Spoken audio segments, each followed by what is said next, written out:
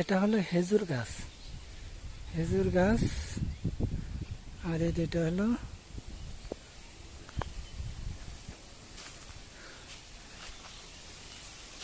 সৌন্দর্য বর্ধনের গাছ বা বিদেশি গাছ। আমার কবরটা এই গাছটার পাশ থেকে শুরু। এই গাছটার পাশ থেকে শুরু সীমানা আইল ধরে আর কি, মানে ওই যে পতলাল যেটাকে বলে, ওই যে পতলাল দেখা যাচ্ছে, বা দূরে বাড়িঘরগুলি যে দেখা যাচ্ছে, দূরে বাড়িঘরগুলি যে টিনের ঘর, লাল টিনের ঘর, এটা এখান থেকে এইভাবে শুরু হয়ে এখানে, এটা হলো আম্মার কবর, এটা হলো আম্মার কবর, এটা হলো কাঁঠাল গাছ, এটা হলো কাঁঠাল গাছ। এটা এই পাশটা, পূর্ব পাশটাতে আমি হাইটা যাইতেছি। এটা একটা কবর, এটা একটা কবর। এই কবরটার পর এটা আরেকটা কবর। তো দুইটার এ ফাঁক দিয়ে আমি এইভাবে আসলে তাহলে এখানে আমার কবর থেকে দুইটা কবর, আর এই দুইটা কবরের পর অর্থাৎ এখানে কবরের সীমানা শেষ। এখানে কবরের সীমানা শেষ হলে দুই কবরের সীমানা, মানে এই খুঁটিটা,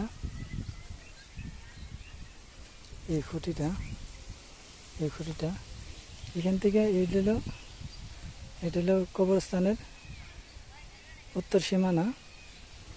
আর এখান থেকে আনুমানিক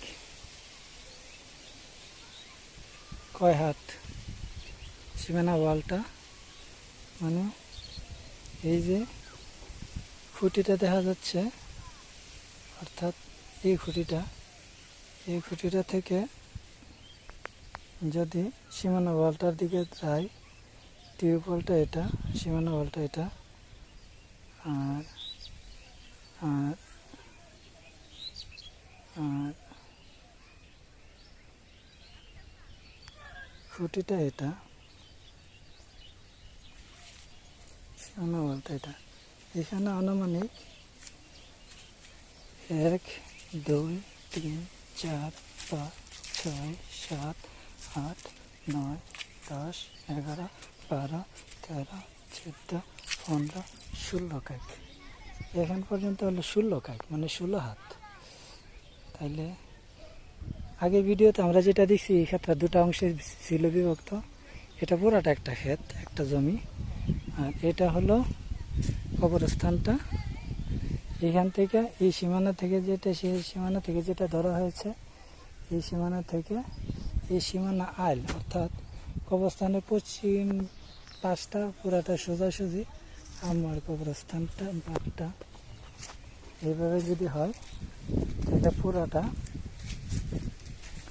পুরাটা অংশ এভাবে গিয়া এভাবে হয়েছে। এখানে মাত্র দুটো কবরই পাশাপাশি যদি আমি বাদ দিই, তাহলে দুটো কবরস্থান। একটা মেহগনি গাছ আছে, এই গাছটা কিছুদিন পরে কেটে ফেলবে, তাল গাছটা আছে। এই হলো অবস্থা। আর কবরস্থানের পশ্চিম পাশটা এটা,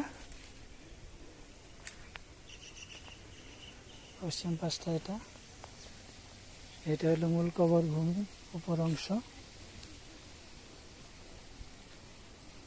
সীমানা চিহ্নিত বলতে কোনো সীমানা চিহ্নিত নাই। ওখানে একটা সীমানা চিহ্নিত দেওয়া যাচ্ছে, দুটা আরেকটা আছে, মানে উপরে ভূমি পুরাটাই ফাঁকা। এই হলো ভূমি, কবরস্থানের চারপাশ। এটা হলো বাঁশঝাড়। আপনার কবরস্থানটা আসলে মোটে এই অংশটাই হবে, বাঁশঝাড়টা বা এই অংশটাই, এটা অনেক আগের। এখান থেকে এই অংশটা, আর